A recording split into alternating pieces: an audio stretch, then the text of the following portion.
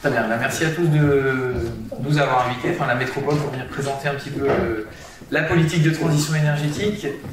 J'ai une petite demi-heure, donc je vais me mettre un timer quand même, parce que je ne suis pas aussi habitué que vous à tenir le timing. Et puis, voilà, une présentation qui va se faire en quelques parties. D'abord vous dire un peu c'est quoi une politique de transition énergétique à l'échelle d'une métropole, et puis ensuite c'est quoi, comment ça se décline finalement dans les actions concrètes qu'on a pour essayer d'atteindre nos objectifs. Donc, déjà, qu'est-ce qu'une métropole? Parce qu'il y en a qui ne savent peut-être pas, une communauté de communes, une communauté d'agglomération. Une métropole, elles sont nées en 2015, les métropoles. C'est une collectivité qui exerce des compétences mutualisées pour un certain nombre de communes. Ici, c'est 49. Donc vous voyez que nous, on se trouve ici, à Grenoble. Voilà. Donc c'est des communes qui vont depuis les balcons de Chartreuse jusqu'au sud, et en passant par la vallée du Grésivaudan. Et voilà. Donc c'est tout ce territoire-là pour lequel un certain nombre de compétences sont exercées par une seule collectivité, dont les élus sont des élus communaux. Souvent c'est le maire ou des adjoints. Ici on a la chance d'avoir un élu métropolitain, M. Audon. Donc comme ça, si je dis des bêtises, il pourra me corriger. Donc cette collectivité, la métropole de Grenoble, elle est en charge de l'énergie depuis 2015. Avant, c'était une compétence qui était aux communes. Ensuite, elle a été centralisée au niveau de la métropole par la loi. Et puis, concernant l'énergie et le climat, il y a deux grands documents de planification. C'est le plan Air, Énergie, Climat. On va dire que c'est la déclinaison au niveau local des accords de la COP, des décisions européennes, des choix nationaux. Et ça, on vient les décliner au niveau local pour dire quelle est la trajectoire de baisse des émissions de CO2, quelle est la trajectoire pour atteindre les limites en termes de qualité de l'air, et qu'est-ce que ça veut dire ensuite au niveau énergétique. Ça, c'est un autre document, on va dire, planification, qui s'appelle un schéma directeur énergie, dans lequel on vient décliner tous ces objectifs en disant, bon ben voilà, maintenant on a des objectifs en CO2, on a des objectifs en réduction de consommation. Qu'est-ce que ça veut dire pour un territoire comme le nôtre? Comment est-ce qu'il s'approvisionne en énergie? Parce qu'il faut voir que voilà, on produit de l'énergie sur le territoire, mais il y a beaucoup de choses qui arrivent forcément de l'extérieur, donc il faut qu'on organise tout ça en distribution, en production. Et donc nous, en 2017, on a fait un des premiers schémas directeurs multi-énergie, c'est-à-dire qu'on s'est vraiment posé la question, voilà tout le panel de solutions qu'on a pour se chauffer, pour répondre à tous nos usages, comment est-ce que d'ici 2030, on va prioriser certains vecteurs énergétiques ou pas pour arriver à atteindre nos objectifs. Alors la première brique d'une politique de transition énergétique, c'est de diminuer ses consommations. Voilà, on parle toujours de la sobriété, de l'efficacité énergétique. Voilà, la première chose qu'on doit faire, si on n'arrive pas à faire ça, on ne saura pas atteindre nos objectifs. C'est clair et net. Donc là, vous avez un peu une idée des objectifs qu'il y a par secteur. 2013, c'est notre année de référence. 2020, c'est les dernières données qu'on avait. Et 2030, c'est les objectifs qu'on se fixe. Donc environ moins 22% entre 2013 et 2030, ce qui nous fait une consommation cumulée de 10 TWh pour le territoire de la métropole à horizon 2030. Et vous voyez que voilà, il y a différentes tendances. Bon, chaque secteur revêt bien des particularités. Hein. L'industrie, malheureusement, les premières baisses qu'on a eues là, c'était des arrêts d'industrie. Donc voilà, le périmètre est toujours un peu difficile à appréhender. Voilà, sur le résidentiel, on a une bonne tendance. Sur le tertiaire, on va voir que c'est assez mou aujourd'hui. À part le tertiaire public, le tertiaire privé se rénove très peu. Donc il y a une grosse campagne qui est à faire là-dessus. Et puis sur la mobilité, là, moi je ne vais pas trop en parler parce que c'est pas trop dans notre direction qu'on s'occupe de la mobilité. Mais voilà, l'ambition, c'est forcément avec, toujours pour arriver à nos objectifs, des rythmes annuels qui ont été fixés. Donc à peu près des rénovations de 800 maisons par an, ça veut dire faire x4 par rapport à ce qui se passe aujourd'hui. 2500 logements en copro privé, donc là il faut faire x2,5. Et dans le logement social, on a un rythme qui est déjà assez bon chez les bailleurs sociaux, donc on se fixe 700 logements par an.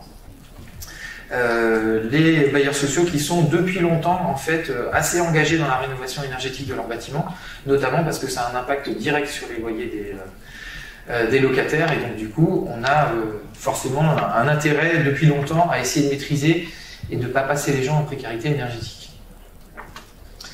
Sur le tertiaire, donc on distingue deux types de tertiaire, le parc public et le parc privé. Là, dans les objectifs à 2030, on espère rénover à peu près 25% du parc public, 15% du parc privé. Je disais dans le parc privé, notamment sur la métropole, on ne se l'explique pas trop, mais il y a un attrait assez faible pour les promoteurs et les gestionnaires de ce parc de se rénover. Donc, pour l'instant, on a l'impression de ce qu'on a eu comme retour, c'est que ce n'est pas vraiment une priorité pour des gens qui cherchent des locaux, d'avoir des locaux bien isolés, qui consomment peu. Voilà, une entreprise qui vient s'installer, elle a besoin de bureaux, que ça fonctionne, mais pas spécialement, elle ne regarde pas spécialement sa facture énergétique, donc c'est en train de changer, et on les incite via des politiques et des subventions à rénover leur patrimoine. Il y a un gisement d'économie assez fort sur la régulation des systèmes. C'est souvent des bâtiments qui ont une trentaine d'années, donc on les a installés, on les a monitorés un petit peu au début, puis au bout d'un moment, plus personne ne s'en occupe vraiment. On ne prend plus forcément d'entretien et de contrat de maintenance, donc voilà, ça dérive, donc on a des ventilations qu'on pousse un peu plus fort, voilà. Et puis on a aussi un objectif qui n'est pas lié vraiment au tertiaire, hein, mais sur l'éclairage public, qui est de baisser 60% les consommations d'éclairage public. Et ça, on sait très bien faire aujourd'hui, les technos sont présentes pour le faire. Donc une fois qu'on a réussi à baisser les consommations, le reste, donc les consommations qui sont toujours là, eh bien, il faut les passer aux renouvelables. Donc forcément, la politique, c'est de passer sur une production de chaleur en chaleur renouvelable et de récupération. Je vous expliquerai un peu après qu'est-ce que ça veut dire, ça. Hein. C'est un terme qui est assez présent dans notre thématique. D'essayer de développer la production locale de gaz et d'électricité. Alors, il y a des territoires où c'est plus facile, les territoires ruraux, faire du biométhane, on sait un peu mieux le faire que nous dans des territoires urbains. Voilà. On a peu d'agriculture, on a peu d'industrie agroalimentaire, donc on a peu de déchets. On va voir qu'on en a déjà fait une première étape, on va en faire une deuxième à partir des déchets ménagers, mais c'est pas évident. Et puis la production d'électricité, vous connaissez les vecteurs, hein, du photovoltaïque, de l'hydroélectricité, de l'éolien ici, on ne peut pas en faire. Et puis ensuite, toute une partie optimisation du système énergétique, adaptation des réseaux. On va parler un peu de smart grid, je ne vais pas m'étendre sur ces sujets parce que c'est toujours un peu complexe et pour nous encore assez prospectif en fait.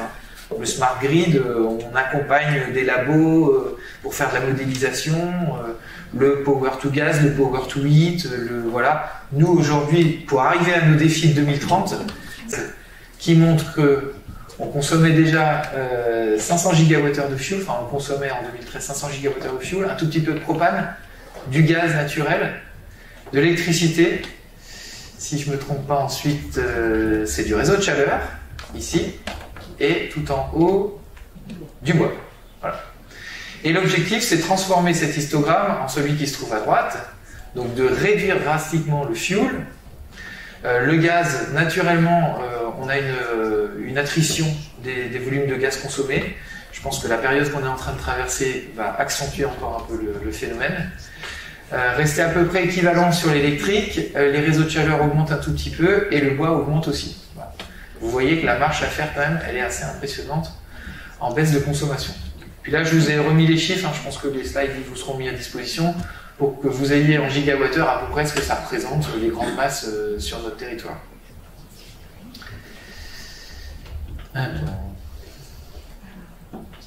C'est bien. Comme ça, il y aura plus de temps pour les échanges.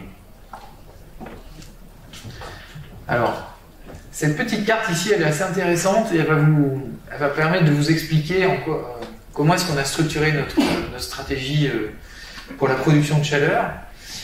Au centre, vous avez la partie en rouge, c'est la partie qui est desservie par un réseau de chaleur.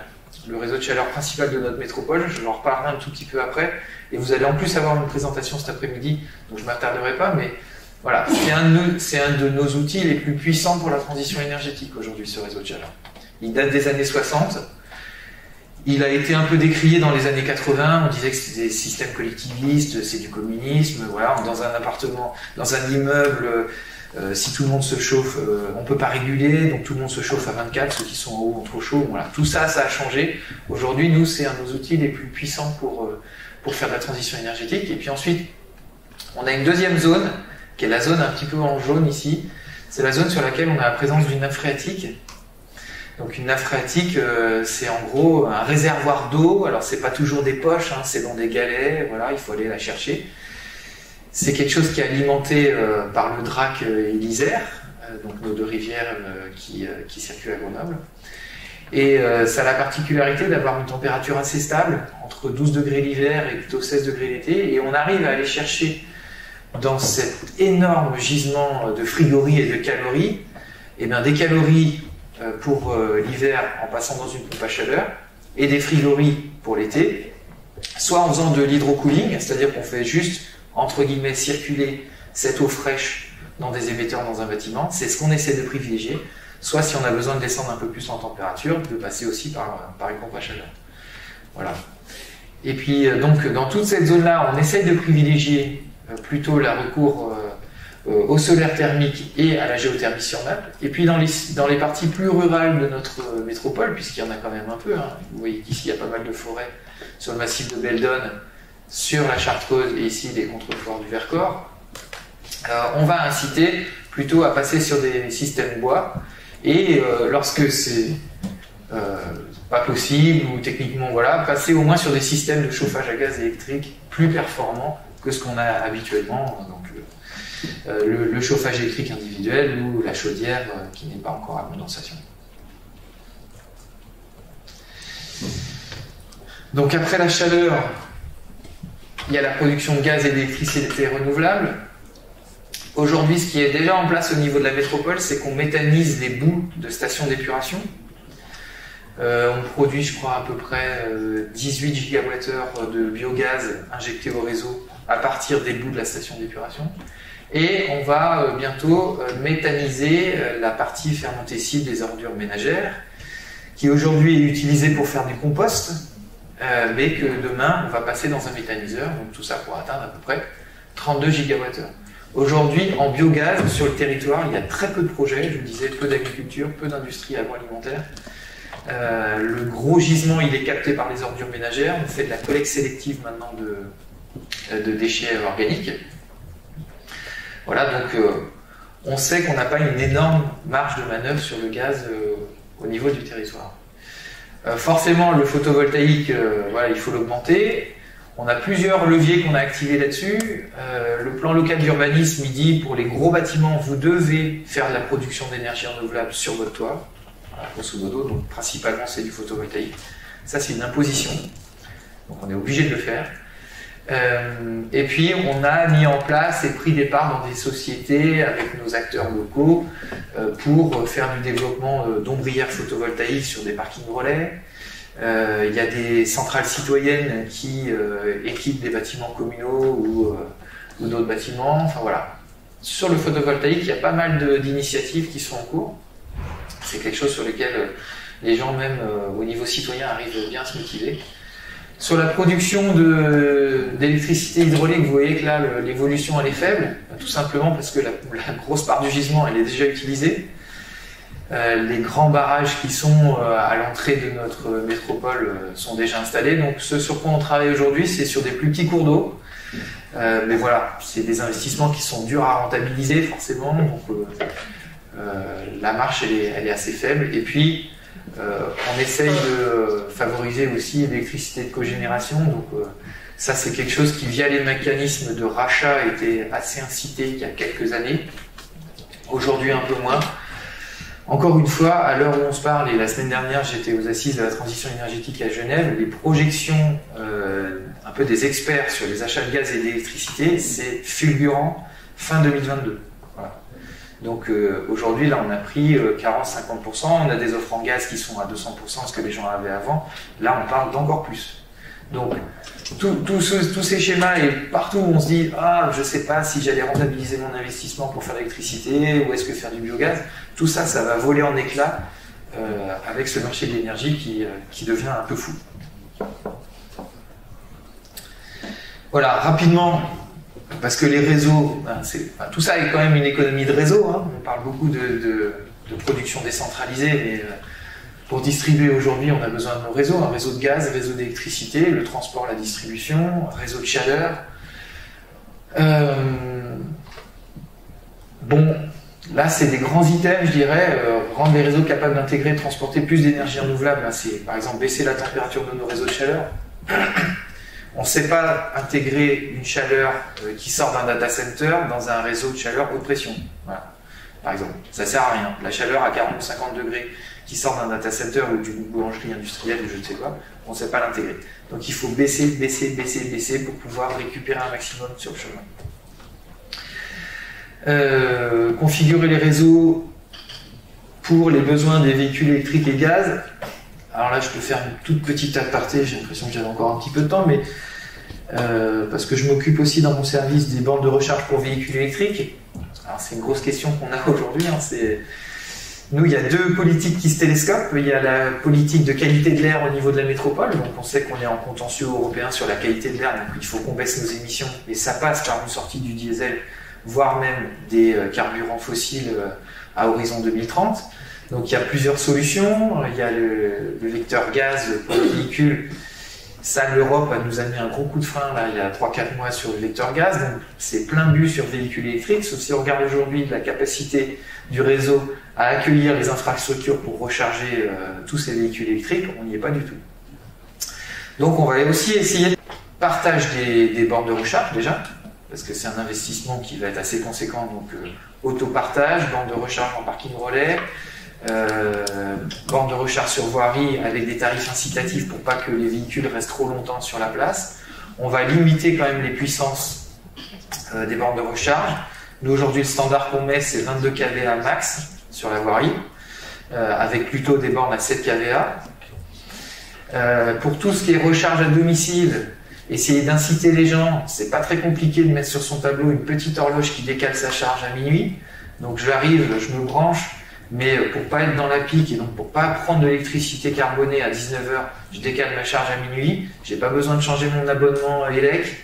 C'est transparent pour tout le monde, donc ça c'est quelque chose qui coûte 80 € et qui nous sauve déjà une grosse partie des besoins. Et puis voilà, essayer d'être raisonnable en fait sur tout ça. On voit qu'autour du véhicule électrique, il y a beaucoup de mythes, hein. Quand on parle de véhicule électrique, les gens demandent c'est quoi l'autonomie. Alors moi j'en ai un qui fait 80 km d'autonomie par jour, ils me disent ah dis donc c'est pas beaucoup, je dis mais tu fais combien de kilomètres par jour? 12. Voilà. Donc en fait on n'a pas besoin d'une Tesla tous les jours pour reprendre un peu de choses. Donc voilà. Pareil pour la recharge, et vous qui êtes un peu dans ces métiers-là, voilà, c'est important de calibrer et que les jeunes aient ça aussi en tête. C'est quoi une notion d'un kilowattheure dans une batterie, 1 kilowatt dans une maison? Une maison, c'est quoi? C'est 12 kVA alimentés normalement, donc j'installe pas une 22 kVA dans une maison, hein, sinon j'explose aussi beaucoup de choses. Voilà, ça c'était la petite parenthèse véhicule électrique, vous avez vu qu'on est bien sur le sujet. Et puis on va travailler donc, sur tout ce qui est smart grid, pilotage optimisé de réseau, stockage bien sûr, hein, il y a une grosse partie stockage sur tous les réseaux qui à mettre en place.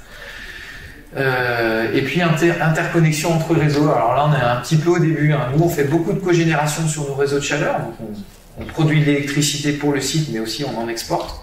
C'est le début de la mutualisation des réseaux.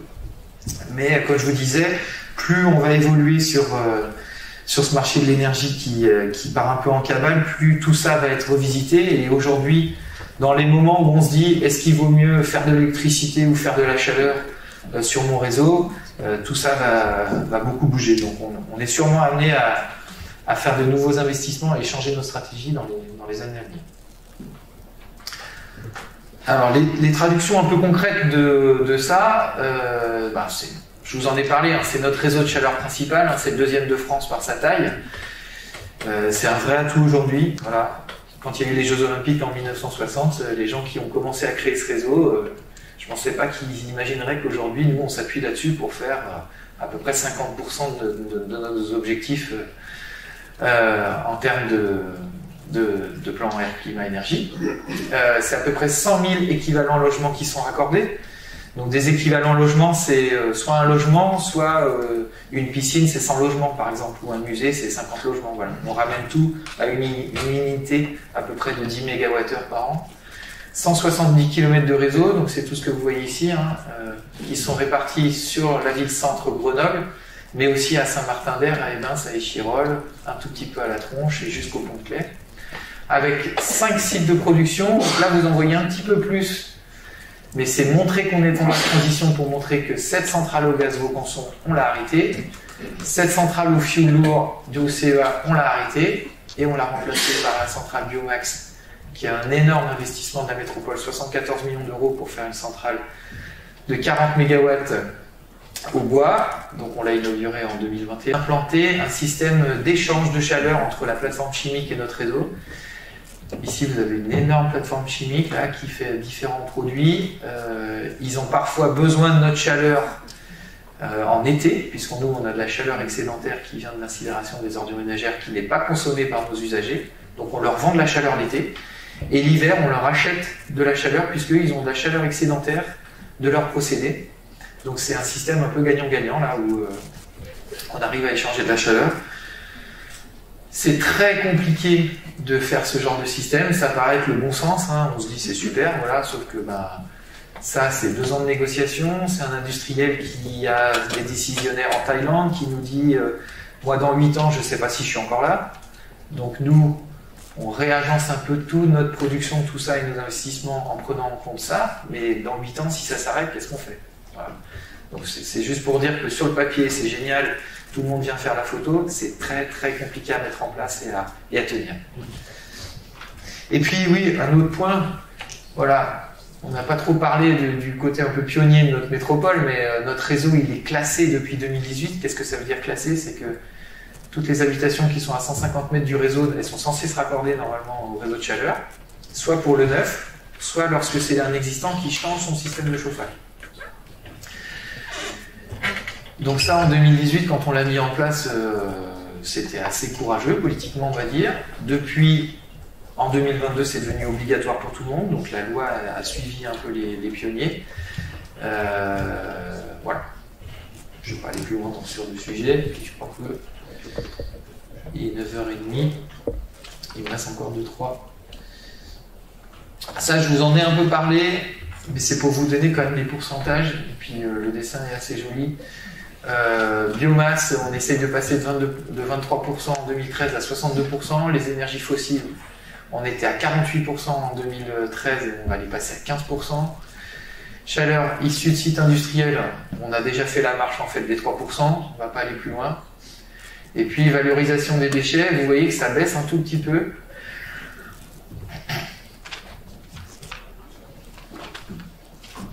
Tout simplement parce que le gisement de déchets, en fait, il baisse. Ainsi le déchet incinérable, puisqu'on trie beaucoup mieux. Voilà. Donc, on passe de 29% à 20% idéalement en 2030. Une petite photo de notre chaufferie Biomax là, pendant les travaux. Donc, grosso modo, là, vous avez des bâtiments industriels. Vous voyez la chaudière biomasse, elle est derrière ici. Et vous voyez ces 3 énormes silos de stockage et de pression. Excusez-moi 2 secondes.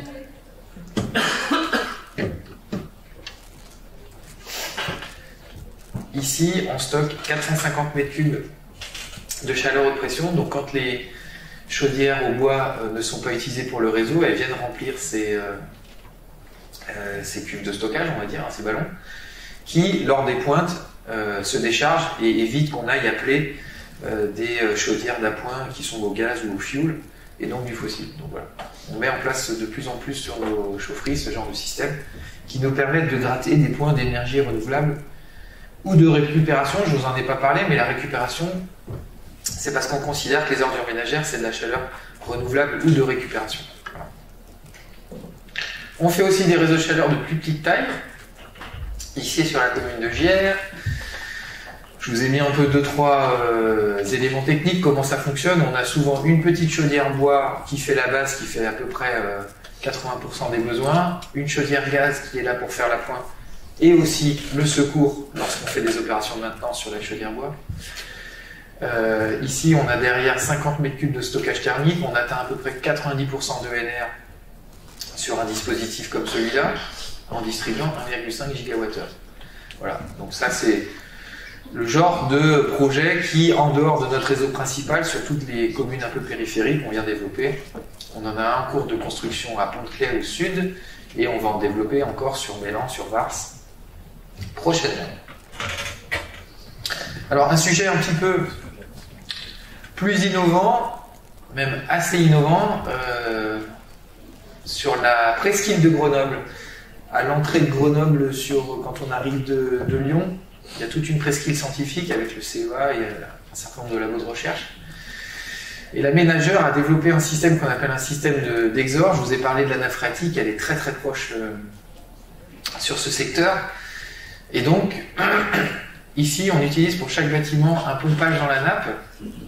On passe pour faire du chaud dans une pompe à chaleur qui ensuite transmet dans le secondaire la chaleur qui a été extraite de la nappe. Et en fait, habituellement, enfin, ce genre de système, ils existent souvent, mais le rejet, il se fait ici, là, hop, directement dans la nappe. Sauf que quand on est dans des zones urbaines qui sont assez denses, comme c'est le cas ici, et ben si je viens rejeter ici, j'aurai extrait de la chaleur, donc ce sera de l'eau plus froide, le potentiel pour le suivant va être moins bon. Et puis si on le fait 4 ou 5 fois comme ça, et ben au bout d'un moment, le dernier bâtiment, il n'a plus du tout de potentiel pour aller chercher des calories l'hiver et des frigories l'été. Donc ce qu'on a fait, c'est qu'on a fait un rejet mutualisé. Donc on vient pomper dans la nappe et on vient rejeter à l'Isère de l'eau qui va être réchauffée ou refroidie. Ici, vous voyez, on parle de free cooling ou d'hydro-cooling. Aujourd'hui, nous, on est vraiment dans une démarche d'essayer de dire aux promoteurs s'il n'y a pas besoin de mettre de la clim, si juste faire du rafraîchissement pour gagner 2-3 degrés l'été, c'est possible, on le met en œuvre. Donc, on vient bypasser la PAC et juste, entre guillemets, il y a un échangeur quand même, et faire circuler de l'eau fraîche pour baisser les pics de chaleur de l'été. Ça, si on a un bâtiment qui est bien conçu, qui est bien bioclimatique, qui fait attention, qui a des casquettes, qui a une bonne enveloppe d'isolation, ça marche. C'est-à-dire qu'on sait maintenir 26-27 degrés en canicule l'été. Alors très rapidement, aujourd'hui, c'est quoi les métiers de la transition énergétique? C'est un peu, on peut dire ça, c'est plutôt qu'est-ce qui est dans notre giron d'action, on va dire. On a une agence locale de l'énergie et du climat, qui est une SPL, maintenant une société publique locale, et on va dire en gros une association, qui fait tout ce qui est conseil aux collectivités, conseil aux particuliers. Habituellement, c'est plutôt du niveau ingénieur, mais on est en train de voir qu'ils sont en train de chercher de plus en plus des compétences qui vont être plus techniques et donc plus le niveau DUT ou BUT. Ensuite, il y a les exploitants et les gestionnaires de réseau. Alors ça, c'est un peu les métiers traditionnels, je pense, des gens qui sortent des formations comme les vôtres. Nous, on a besoin beaucoup de personnes qui connaissent les chaufferies bois. C'est quand on regarde la différence entre une chaudière bois et une chaudière gaz, c'est le jour et la nuit. Hein. Une chaudière gaz, c'est génial, il y a un bouton, on appuie, même ça démarre tout seul. Une chaudière bois, il faut l'entretenir, il faut faire attention à son combustible, il faut régler ses paramètres en fonction de l'humidité de ce qui rentre, du combustible. Enfin, voilà. C'est du travail de tous les jours. Il y a aussi du technico-commercial dans les chiffrages d'offres. Et puis, nous, on fonctionne beaucoup en reporting avec les ingénieurs efficacité énergétique qui relèvent un peu tous les indicateurs. Et puis, au niveau des métropoles et des collectivités, nous, on a pas mal, on a aujourd'hui un et on cherche à en avoir deux, des techniciens suivis d'exploitation. Donc, c'est-à-dire que ce n'est pas des techniciens qui font l'exploit en direct, mais qui sont, pour le compte de la métropole, qui regardent comment sont exécutés nos marchés d'exploitation. Donc il nous faut des personnes qui connaissent un petit peu la technique, souvent ils viennent des exploitants ou ce genre de choses, mais qui vont plus être en suivi, en reporting, et on a un autre type de métier qui est l'ingénieur projet, et je me rends compte aujourd'hui que on peut arriver à faire passer au bout d'un certain temps un technicien vers des missions d'ingénieur aussi. Donc c'est peut-être aussi une filière qui peut être intéressante pour ceux qui veulent monter d'un grade. Et là j'ai fait un petit teasing parce qu'on recherche un apprenti technicien réseau énergétique pour septembre 2022. Donc voilà, s'il y a des gens qui nous écoutent, je vais rapidement sur la fin pour dire que qu'est-ce que c'est en gros le métier du technicien suivi d'exploitation?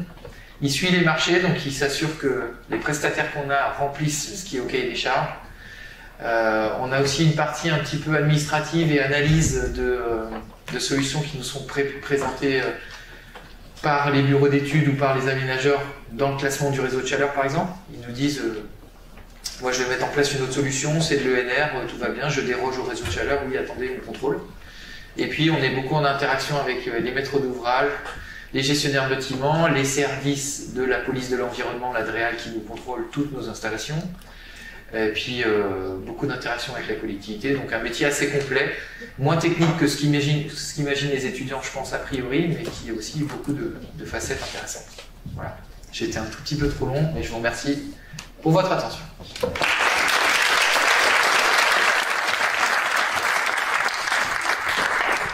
Merci Gilles Bouffaut. Donc on a prévu à l'issue de chaque présentation de prendre un petit quart d'heure pour un échange des questions. Alors à chaque fois je vais reformuler pour que le son soit bon.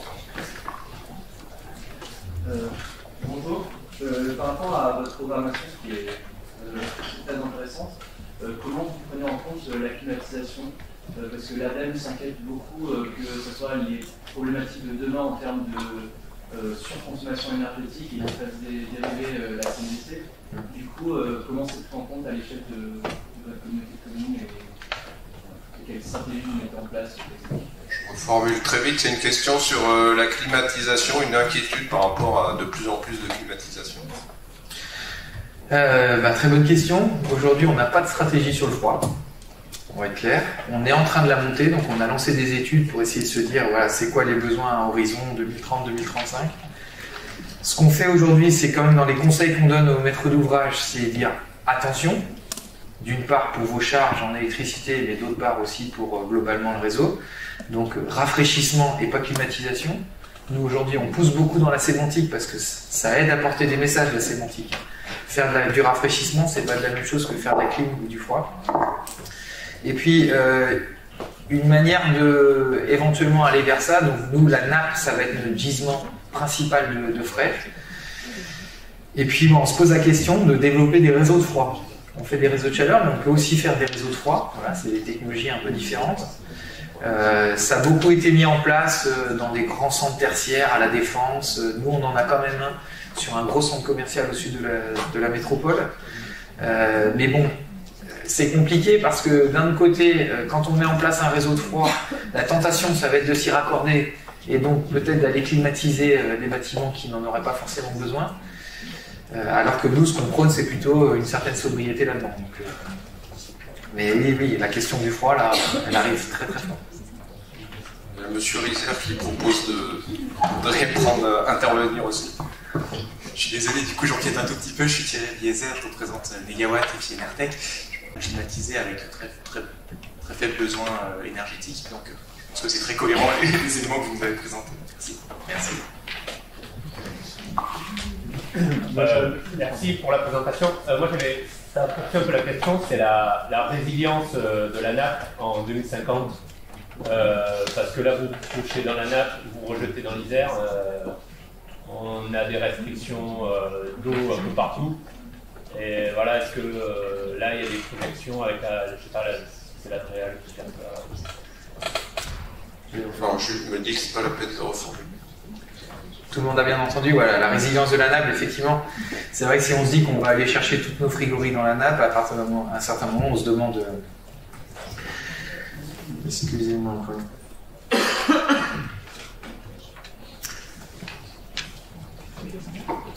On se demande où est-ce qu'on va... Enfin, comment est-ce qu'elle va s'alimenter. Aujourd'hui, on n'a pas vraiment d'études là-dessus. La DREAL n'a pas encore vraiment pris le sujet. En fait, tout le monde se repousse un peu la balle là-dessus. Voilà. On se dit, bah, c'est vous allez pomper dans la métropole, donc vous allez la monitorer. Ouais, sauf que c'est quand même un gros dispositif que de savoir comment elle bouge. Je ne sais pas vous répondre aujourd'hui. Voilà. Il va falloir qu'on mette en place un système pour regarder ça. Aujourd'hui, ce que la DREAL nous demande, c'est de ne pas rejeter trop chaud dans l'Isère Il nous demande 18,5 degrés. Voilà. Par rapport au débit de l'Isère, nous, ce qu'on rejette, c'est rien, donc c'est invisible. Mais plus on va monter en puissance sur ces systèmes, vous avez raison, plus l'écosystème général doit être... on doit être vigilant là-dessus. Pardon. Oui. Merci pour la présentation. Moi, j'ai une question un peu plus sur l'argent. C'est un super système, ça a l'air très intéressant, mais du coup, je pense que ça demande beaucoup d'investissement. Lequel? La géothermie? L'ensemble. Ah. L'ensemble de tout ce qui est fait, les centres de production, biomax, etc. Il y a quelques années, Grenoble était un peu mal placé sur l'endettement. Est-ce qu'il y aurait un retour? Est-ce que tout le système permettrait de se rembourser d'ici quelques années? Ou à force de faire que des investissements, ça va encore alourdir la dette en fait, et faire de Grenoble malheureusement un contre-exemple de ce qui devrait être mis en place peut-être un petit peu partout? Alors, merci pour votre question. Enfin, une question où j'ai une réponse un peu plus précise. Sur les deux premières, je ne savais pas trop quoi vous dire. Pour les réseaux de chaleur, quand on monte les gros investissements qu'on fait, c'est des services publics, industriels et commerciaux et c'est cloisonné budgétairement. C'est-à-dire que quand on vient faire un investissement de 74 millions d'euros, par exemple sur Biomax, on a regardé derrière, en amortissement, en intérêt, tout ça, que ça allait pouvoir être couvert par le prix de la chaleur qu'on vend aux usagers. Donc on ne vient pas endetter la collectivité, on ne vient pas chercher de la fiscalité pour financer ça. C'est le coût de la chaleur payé par les 100 000 équivalents logements qui vient payer cet investissement. Et nous, jusqu'à maintenant, notre parti pris, c'était de dire, tant qu'on arrive à faire de la chaleur qui n'est pas trop onéreuse, on a du monde sur notre réseau. Donc on était autour de 80 € TTC du mégawattheure. Voilà. Aujourd'hui, vu les envolées du gaz, ce qui n'était jamais arrivé depuis 20 ans, les gens viennent nous voir pour se raccorder au réseau de chaleur. Oui, comment je pourrais faire, machin, alors qu'avant, on était plutôt en prospection, on va dire. Donc on est en train de basculer là-dessus. Mais en tout cas, sur tous ces investissements, on est sur une logique on est sur un marché concurrentiel de l'énergie. Donc jusqu'à maintenant, notre réseau de chaleur, il était 5% plus cher que le gaz, on va dire, grosso modo. Mais il y avait cet atout environnemental, donc il y avait certaines copros qui basculaient, et tous les investissements étaient compris là-dedans. Donc on est quand même assez, raisonnable de ce point de vue-là. On ne va pas faire des investissements qui vont nous emmener la chaleur à 100, 120 € du mégawattheure, parce qu'on sait qu'on va perdre beaucoup de clients derrière, et là le système s'effondre. Merci.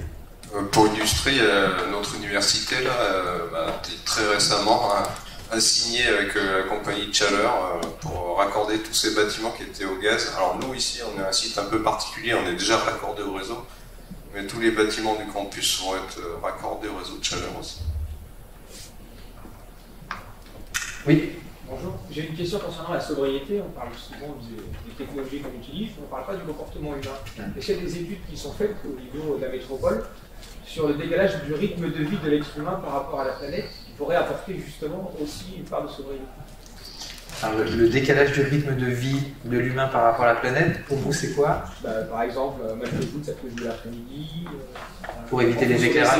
En fonction des éclairages, du cheval, que nos activités soient rythmées par rapport aux saisons, par exemple. Je rephrase? Ouais.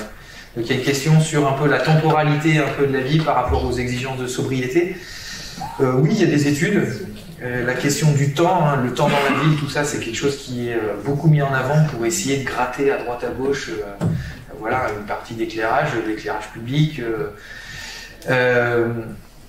Nous, on travaille aussi sur les changements de comportement.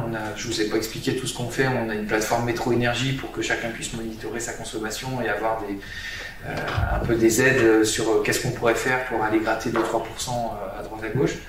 Je pense que c'est une vraie question. Je ne sais pas vraiment comment y répondre. Oui, c'est important. On se rend compte qu'aujourd'hui, on a quand même du mal à faire bouger le curseur aussi vite que ce qu'il faudrait de ce point de vue-là. On fait des défis des écoles à énergie positive, des familles zéro déchet, on travaille sur la question du temps, sur les modes de déplacement. C'est beaucoup plus facile de faire évoluer les changements de comportement en faisant passer l'essence à 2 € du litre qu'en faisant des campagnes de com et de publicité de machin pendant des mois et des mois. Et au niveau aménagement du territoire, il y a peut-être aussi des choses qui peuvent aller dans ce sens pour limiter les déplacements. Alors oui, du point de vue Aménagement, on essaie de travailler sur les voies douces, enfin il y a plein de choses qu'ils ont fait. Après, tant qu'il n'y a pas une contrainte, enfin, ça c'est mon point de vue, hein, qui est suffisamment forte, et là on l'a vu avec l'évolution du carburant. L'évolution du carburant aujourd'hui, là, c'est des bus qui sont beaucoup plus remplis, vous allez vous balader dans Grenoble, il y a énormément de vélos. Voilà, ça fonctionne. Les dispositifs et l'argent public que nous on met pour soutenir des campagnes de prévention ou ce genre de choses, les retours sont assez faibles. Alors on va faire une dernière question, on va laisser la parole aux gens qui sont à distance. J'ai une question effectivement de l'unité de Colmar, a priori. Vous avez précisé dans votre présentation qu'il y avait seulement 3% d'objectifs de récupération de chaleur fatale en industrie. Quelle est la raison de ces 3%? C'est parce qu'aujourd'hui, je l'ai expliqué un peu, c'est un gisement qui est assez dur à aller chercher. Voilà. On a déjà fait un projet avec la plateforme chimique du sud de l'agglomération. Quand on regarde un peu tout ce qu'il y a autour de nous, il n'y a pas grand-chose ensuite à aller chercher. Ou alors, il faudrait des investissements assez conséquents. Je vais prendre un exemple. Il y a un laboratoire sur la presqu'île, qui est un laboratoire de champs magnétiques intenses, qui dégage beaucoup de chaleur. Je ne sais plus, c'est 30 gigawattheures par an. Voilà, pour l'instant, ils le rejettent à l'Isère sans que l'Adréal dise grand-chose, c'est de la recherche, tout va bien. Et là, ils vont augmenter les capacités de leur aimant, donc ils vont rejeter, je ne sais plus, 40 gigawattheures, je crois, de chaleur, sauf qu'elle est à 36 degrés. Voilà. Aujourd'hui, on ne sait pas quoi en faire. On a dit au CNRS, il faudrait faire une piscine juste à côté, et ça, ce serait parfait. Mais on a du mal à aller chercher, donc c'est compliqué, ces projets de récupération. C'est des contraintes plus techniques qu'administratives? Oui, c'est plus technique. Ouais, c'est plus technique.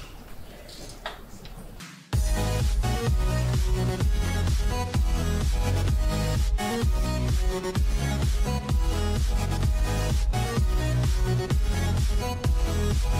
right back.